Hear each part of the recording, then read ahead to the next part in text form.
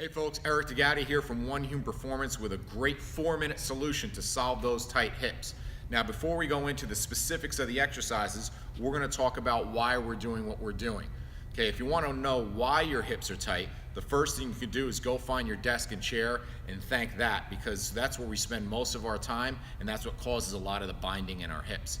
And what it leads to is what Dr. Vladimir Janda called the lower cross syndrome. What that is, it's where we have a stacking of collapsed arches and feet that lead to internally rotated femurs and thighs, and then your hips will then tip forward because your hip flexors attach to the front part of your thigh and goes up and through your body and attaches to all of your lumbar spine. So this can also start to cause some low back pain symptoms and stiffness as well. So if you can imagine, this is here when I'm standing. Well, when I sit, it shortens. Now what'll happen over time, it'll adaptively shorten and actually lose sarcomeres, meaning it's losing muscle length. And so now when I go from here to here, it doesn't want to straighten and it loses length and pulls my hips here, which binds me up all the way through. So what we're going to do is we're going to look at 4 different ways that we're going to address this with 4 quick stretches that we're going to hold for about 30 seconds each side, which totals up to 2 minutes on your right, 2 minutes on your left. There's your 4-minute solution. Now that being said, if you notice something is much stiffer in one position or one side versus the other, we're gonna do that twice as much to undo that imbalance, because stiffness will just make you feel old. Imbalances will lead to injury and pain. So the first position we're gonna do is we're gonna go facing away from the band. We're gonna take our foot and put our foot through the band and bring it up as high as we possibly can. If you might have seen this before, I kind of stole this from Kelly Starrett. If you haven't checked out his mobility WOD, please do. Click on the link below because it is great information if you're looking to improve your mobility and overall function. Now by the band pulling back, it's pulling me into that flexion that most people are in that seated position all day. And it coaches me to drive my hip through the band.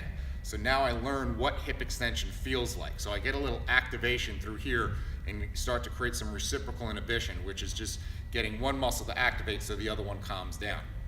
Now from that, I can either use a dowel and drive down into the ground, which creates a little more core activation. The more I can activate from here, the more this will let go and lengthen. Or I can grab a kettlebell and place that behind me and just glide into that position as well as I'm pressing the bell down. Either one is a great variation, but what I'll do is go here and I'll hold for about 30 seconds, or what equates to about 5 or 6 good deep diaphragmatic breaths.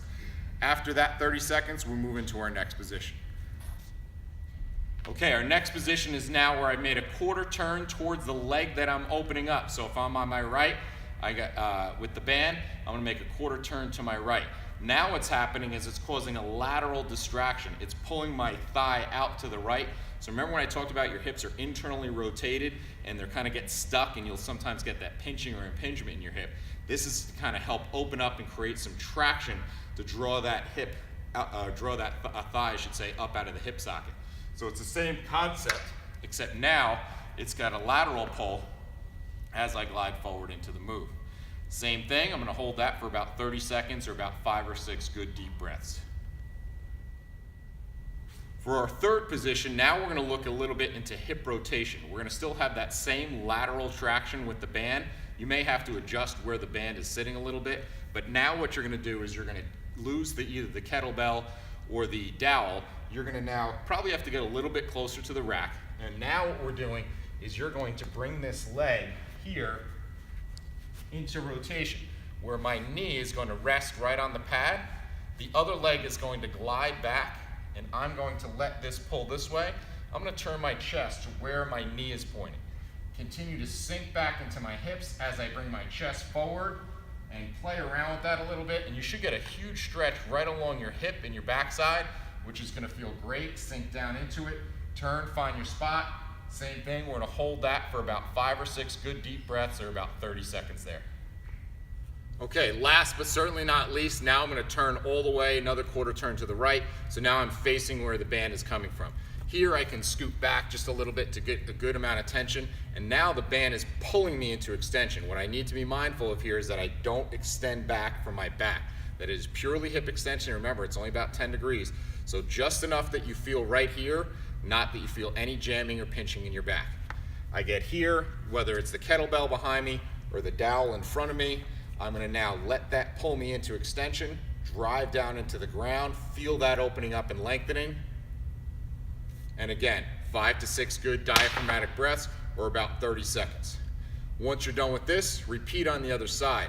Be mindful if any one position is stiffer than the other, spend a little extra time there.